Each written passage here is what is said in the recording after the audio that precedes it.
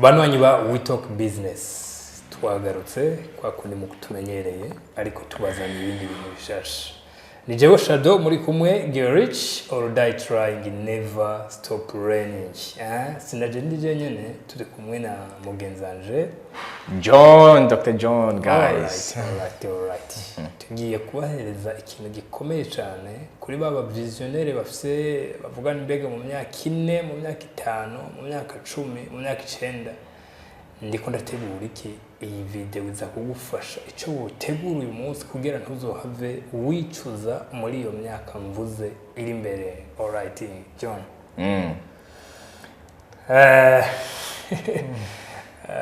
Kiganiro racumba gute? Yego, so ni kiganiro kiri très intéressant. Okay. Koko ndibuka twitangura gutegura tubatangaye twimbara uti okay. 2008 2009 waravutse Bitcoin. No musi tugeze 2026. Yego. Aho umuntu wavuga ati kandi ico gihe 2009 BTC yagoranyira ubusa yagugwa rimwe. Akavuga ati uno musi akayitegeza karabwa gasanga gize ku bihumbi byinshi by'amadolari. Uno musi akabahagaze ahantu avuga ati shati yo ndabimenya. Yego. Yo menya BTC kweri muri 2009 nari kwikorera ikintu. Hanyuma umva nico aho tuvuze kuri BTC tujana no kuvuga ku yandi macoin yose aho ndavuga muri domain ya cryptocurrency. Mbere gatoya ukivuga ico iyo tuvuze 2010 avec umuzo wa cryptocurrency BTC tuca tuza meme na 2015 tukabona uruhombo donc ukorogrete umunsi abantu barogreta kuba batashize amafaranga muri Ethereum. Exactement, nibyo nagira mvuze. Zozo ni investment tuko turavuga naho wabana maburi ufise ibihumbi 10 by'amarundi. Uyu munsi wari kuba kwizatunga bikomeye cyane. Donc meme ndetse naho za 2017 beshi barahombye ama opportunity za BNB za 2020 abantu barahombye opportunity za Solana. Niyo mpamvu twateguye ikiganiro kugira yaho ukera twinjira za 2030 za Pepe Jenny za Shiba Pepe je wasiko Pepe nayimenye haheze nk'indwi zibiri ivutse. Pepe ndibuka nashizemo amadolari amajana 4 inyuma y'indwi zibiri nari maze kuronka amadolari ibihumbi 2. uvuze ico hari ikintu cyenebuka uvuze ico hari ikintu cyenebuka kuri Shiba ino jo musubisho gihe nari ndusha ariko mugoroba nza gufashwa n'aba bahungu bo muri West Africa kuyigura kuri ikiri kuri tuya duheshangere dukeya yari gifite amazeru 9. Hari ukuntu wayeshanja mu ma USDT hanyuma USDT tugaca yeshanja mu ma USDT ni hamara ukabasha kuyeshanja cyo gerera ko ka strategy ko kweshanja USDT mu ma USDT N miranka canumva donc ndade ukiyo cyambugane okay nzoyigura ni mara gushika kuri Binance ho musanzo menyereye kweshanja byoroshe. Ikigera kuri Binance yamaze gushika ku busa 4 ivu inari kuyigura ku busa 9. Donc ivyo ni bimwe mu byo twicuza mugabo byatwigishije ari navyo byatumye dutegura ikiganiro kugira mu myaka 4 canke 10 iri imbere naho ntituzohave twicuza ama opportunity rikaravuga ku munsi 2026. Ikindi nacyo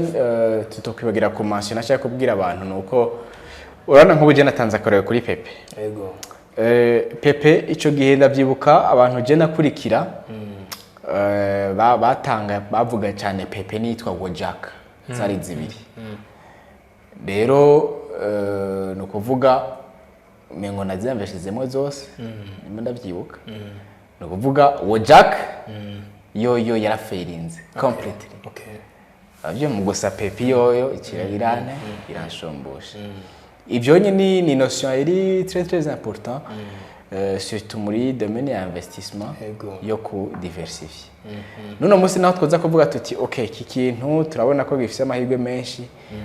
sinabazi yuko biba ari strategy nziza muri investissement ugiye uvuga ati reka rero nkora iki kintu gusa uko ndabizi kuko bon nta certitude ihari Ego. ahubwo uinvestisa nyene mu bintu byinshi comme ça hageze kigira nico bita diversification voilà mugabo rero entre temps aho twari ko tuvuga cyane muri domaine ya cryptocurrency haraje n'andi domaine menshi abantu bahomvye aho ndavuga nka e-commerce muri 2020 gihe cha covid yarateye abantu barirukanwa kubuzi akateye John gujya tubuze dropshipping jewe natanguye kumenya iyo midanze nomwe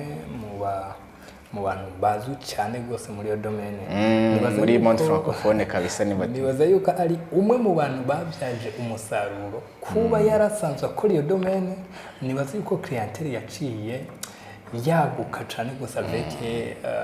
le problème de covid kuba tamuzi iyo ni nka Messi wo muri dropshipping muri monde francophone ariko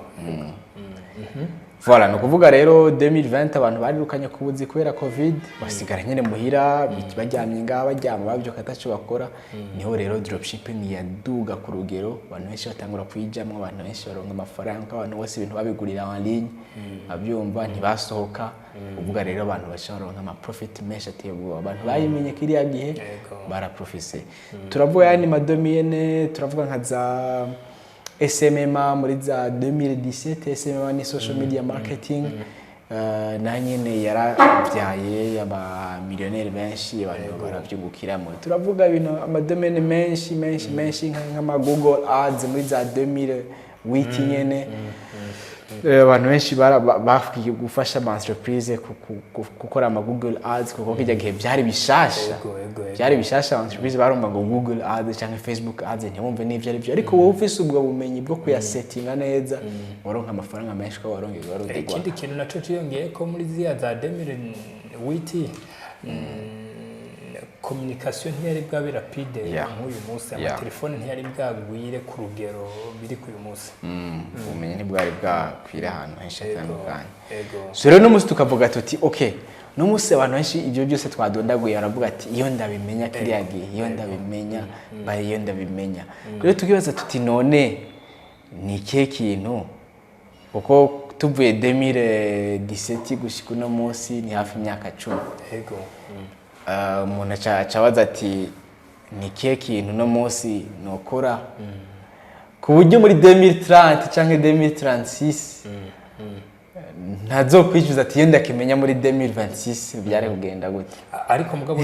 turakorokera kuri ico kintu hari abantu benshi bacibaza eske domaine ya cryptocurrencies iracyari domaine ya mbere yo kwinvestisamo uyu munsi cyangwa iki kintu tuzagaba tusanga twacishuye mu byo tugiye kuyaga bon je mbona yuko biragoye kuvuga ngo ikintu ngo iracyari domaine nziza cyangwa ya mbere ya mbere ya mbere oya kubganje oya okay kuko harabaye ibihe ibintu byinshi bituma nyene itakiri ya mbere niko ndabibona ndashobora ko ayibona ukundi bo naje ntagiye kurene uyu munsi 2026 monde ya cryptocurrencies sico kintu uvuga ngo ndose amahera no transhiramo no kuko ugusa uyu munsi ni domaine umuntu akwiye kubaho azi kuko ahantu hose ushika utegereza kwisanta impamvu itakiri ya mbere nayigira ndayivuga wenyene gusa nsanze tuza kuyivuga ko ariko reka ndayibike kuri ahubwo kuri okay reka tubandanye ikiyago okay all right yamaze kubivuga rero ati uyu munsi 2026 ni ikihe kintu abantu bakwiye gukora kugira 2030 twe twafatiye kuri 2030 nejo bundi tutazova twicuza nkuko twicuza ibyabaye za 2020 nkuko twicuza ibyabaye za 2017 2015 2010 ni ikihe kintu twokora uyu munsi kugira ntituzohave twicuza for me reka manze mvuge intelligence artificielle ni imwe mu madomene uyu munsi uwombaza ati hagati urarose $10,000 vy'idolari ngibyo urabifise hagati ya monde ya cryptocurrencies na domaine ya intelligence artificielle na hehe hambere ushira amafaranga kubwanjye no mubwira ni intelligence artificielle. Neza cyane reka ndakivuge k'akantu gatoya sinzi ko kaza kuba gato canke kanini. Uyu munsi par exemple hari ikiganiro nigeze gukora ndababwira nti umuntu avuga nti ndiko ndashaka noshira amafaranga genda ufate intelligence artificielle imeze nk'izo zindi zose zihari. Ikibazo ca mbere ngaha muri Afrika benshi bagira ni moyen de paiement. Uzogende kuri 11 lab ugasanga ni intelligence artificielle ikora ibintu byinshi. Mugo usanga moyen de paiement ninde ni PayPal canke izindi ukacunanirwa donc we naho yokorohera mugabo baza kuba abakiriya bawe. Suppose yuko ijya 11 lab ari umunyafrika ntuza gushiramo PayPal kuko urazi yuko PayPal yaza kugora abanyafrika. Ntuza gushiramo biriya na biriya mugabo uraza kuraba amamoye yoborohera kugira iki uganye ya population muri Afrika. Donc uyu munsi ufashe intelligence artificielle imeze nkuko kwizindi zose zimeze mugabo ukagerageza kuyorosha mu moyen de paiement. Kuko par exemple uzosanga ma intelligence artificielle atari make bakubwira ngo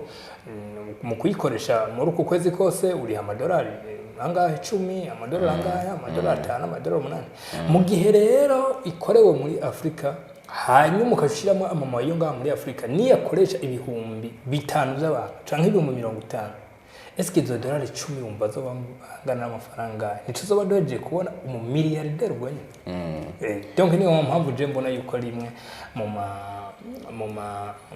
mu ma opportunity ahari uyu munsi 2000. Yes, wabivuze neza cyane bisa nkaho ndagushigikiye ari naco catuzanye no munsi. Niko nanje ndabibona mbona yuko opportunité du siècle, opportunité y'ino génération. Si jeje nyine ndabivuga abantu benshi barabivuga ni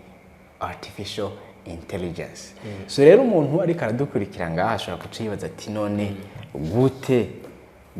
iyo AI gute muri 2030 sinzovuge ngo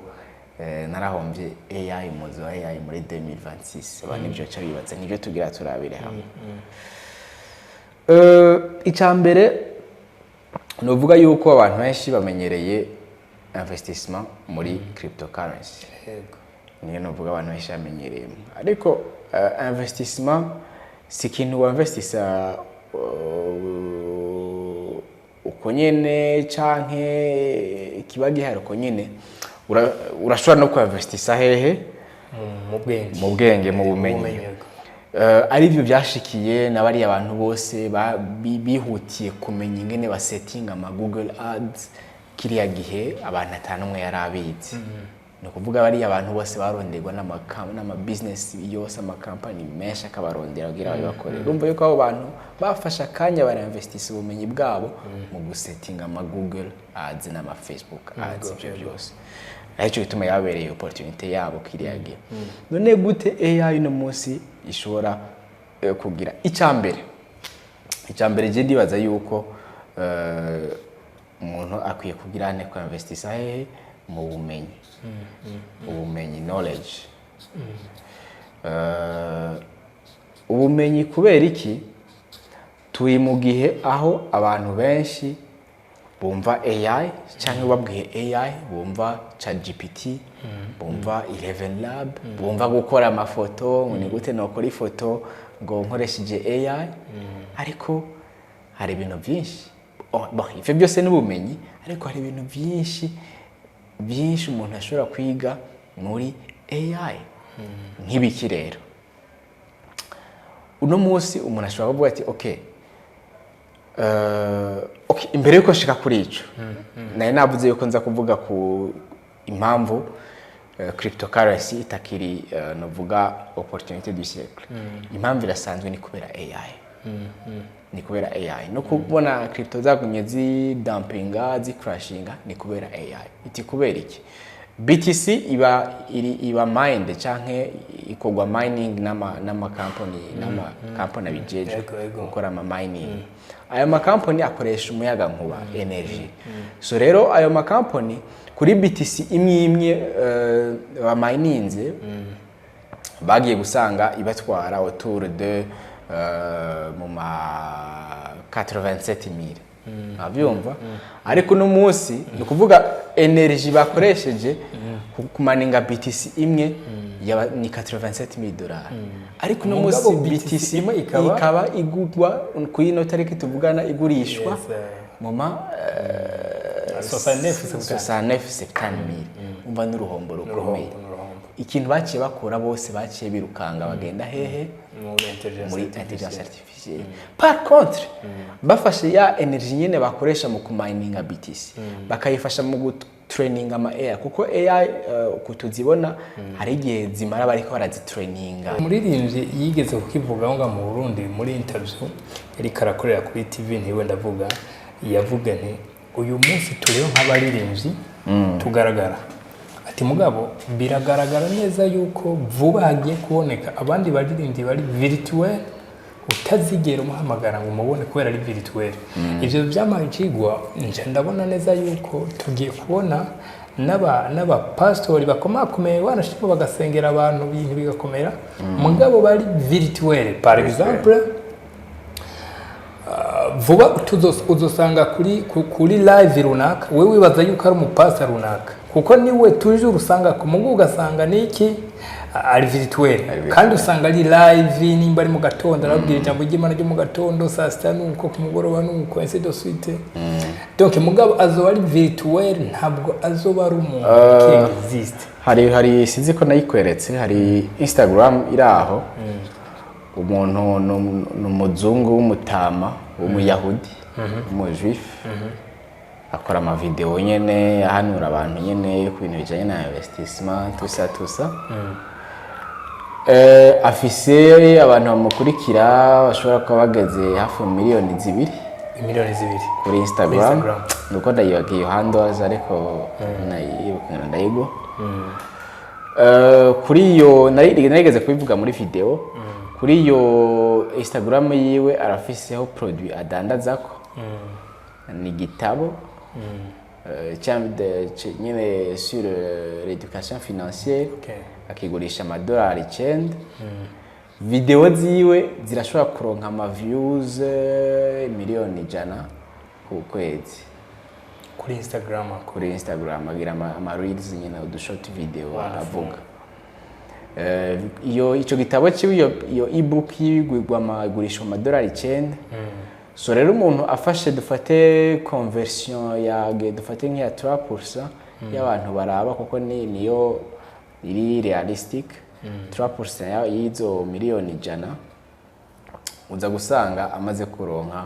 amafaranga yaba arenga umiliyoni w'idolari. Wonderful. Iyo baye aninjiza buri kwezi. Ariko igitangaje rero nuko iyo mutama ntabaho. Nkuko dushobora kubona mengo no mujif mugati ugasanga no murundi. Ego. Ntabaho ni AI yigendera ndayibagiye izina nayigeze kuyivuga muri video ariko nayibuka ndaza kuyigwa. Peut-être tuzoyishirana muri description abantu bayibone.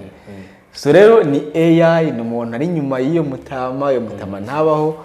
arakora ama video nyene ya AI yo mutama ariko aravuga ko kibaza abantu nyene bibaza kwabaho nyene ko ari wa vrai. Kenshi yo mutama w'imbere aba yicaye no mu modoka nyene Rolls nyene usanga nyene yerekana amafaranga gusanga ni ibintu byose bya AI. Muri kahise umuntu ashaka kudandaza produit yiwe akavuga nti nkene yuko iza kuba ifise umukobwa ari trop attirant byamusaba yuko avuga ninde yabaye Miss 2000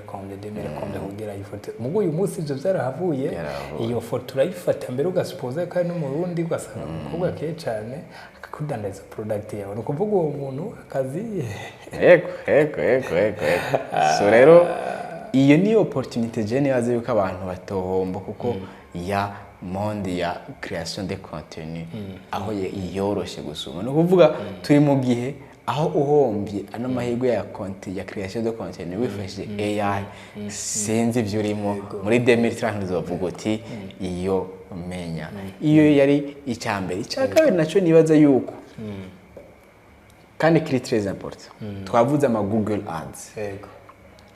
aho abantu benshi ama company atarazi icyo bitama ingene ba setting ama Google Ads ariko no munsi hariho icyo bitama AI automation automation ama AI automation akora gute ama AI automations ni ugufata AI igakora ibikorwa byahora bikorwa n'abakozi basanzwe akarorero nyimba kare wahora ufise umuntu yakwitabira telefone ushobora kuno musi kumuremplacer duvuye mu secrétaire ushobora kumuremplacer ugashiraho AI zitaba telefone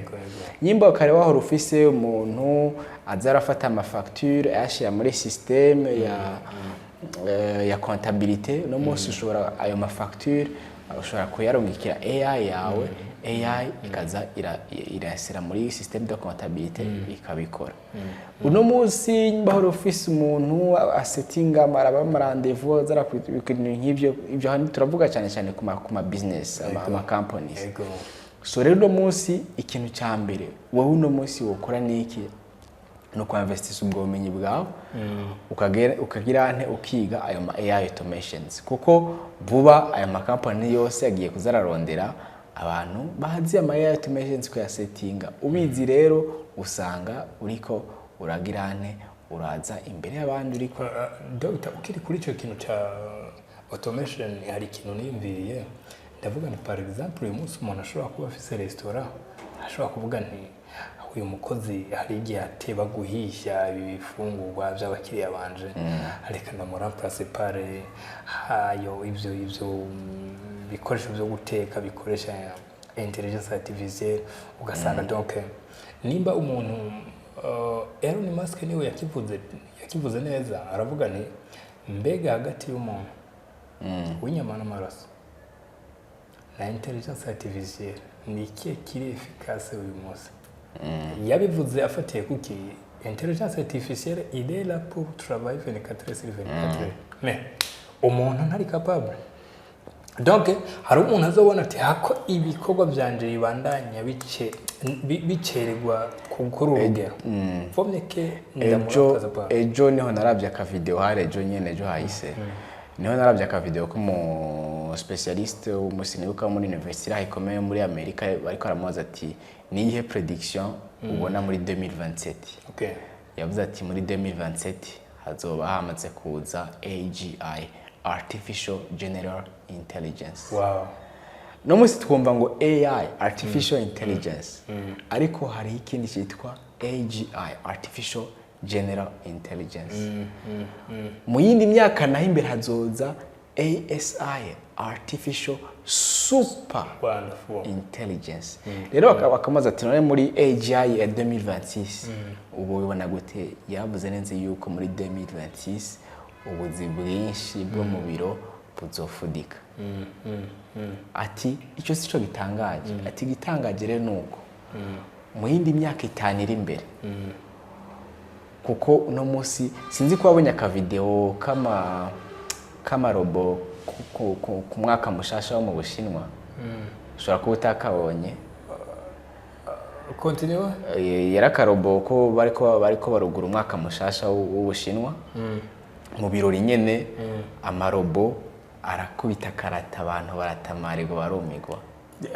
ahubwo iyo nigeze kubona yo mu Bushinwa ni video abagabo babiri bagiye imbere y'ubutungane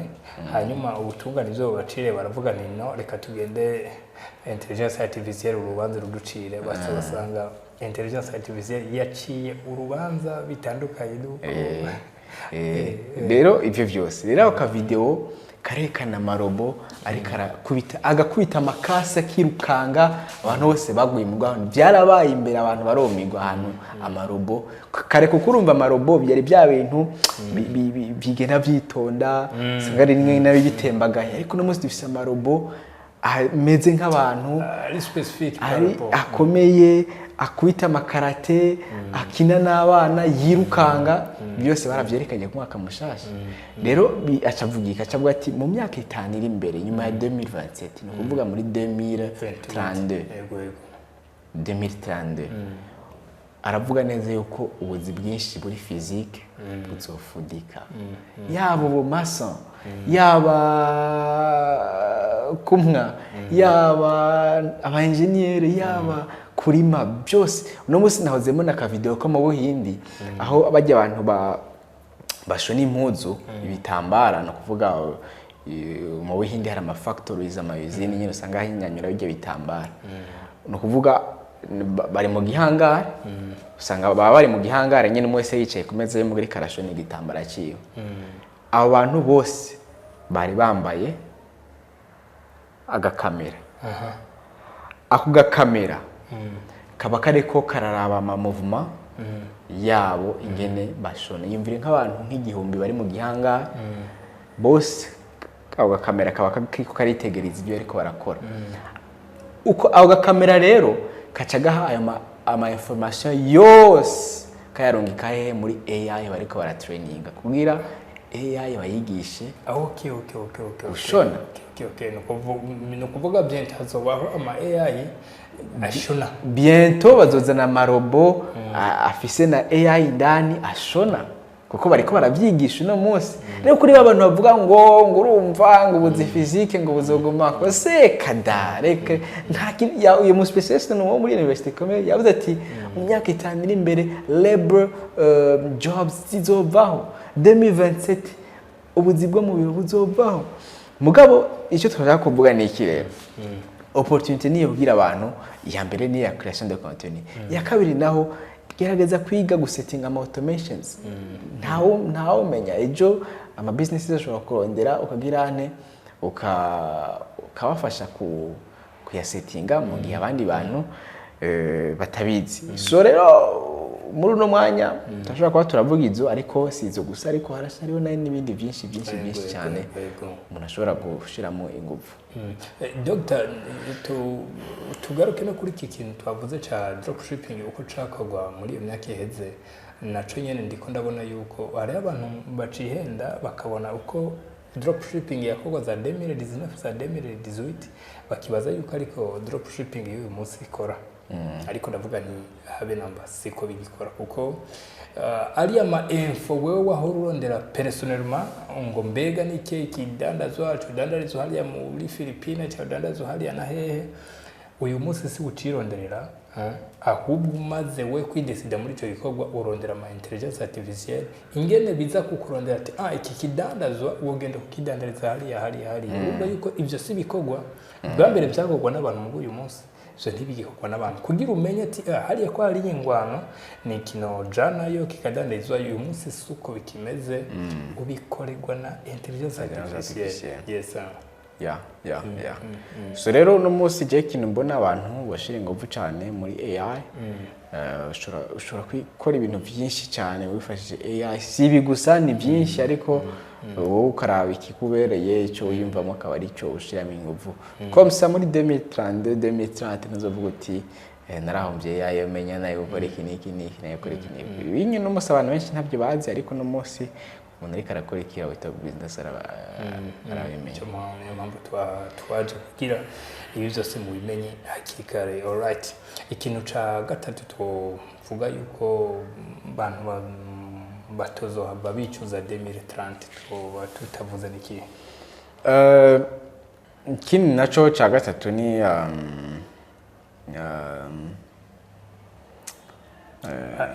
hari ikintu ndiko ndabona le fait yuko abantu benshi umunsi ubuziba bukoreraho babari ndabona ikintu ca freelancing marigire yuko kitanongetera mu mitima ya benshi ndabona yuko ari kimwe mu bikorwa mu myaka iza mbere na n'uyu munsi gikorwa cyane kuko abantu uyu munsi aravuga ni gutanga akazi ku muntu birashobora kuza kuba ntabonye competence yiwe byaza kungora mugabo avec freelancing za kuba nabonye profile yiwe za kuba nabonye competence ziwe biraza kunyorohera yuko ndamwizera gusumba uko no kwizera uwundi freelancing naho